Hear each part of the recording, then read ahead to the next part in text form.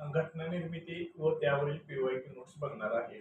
सर्वप्रथम आपण घटना निर्मिती यावरील कंटेंट पाहणार आहे आणि हा टॉपिक संपल्यानंतर त्याच्यावर जे जे क्वेश्चन विचारलेले आहेत त्याचे आपण नोट्स करणार आहे आणि ते आपण विश्लेषण करणार आहे. 1922 मध्ये सर्वप्रथम महात्मा गांधी यांनी शब्द उल्लेख न करता संविधान सभेची मागणी केलेली होती. हा देखील क्वेश्चन विचारलेला होता आयोगाला.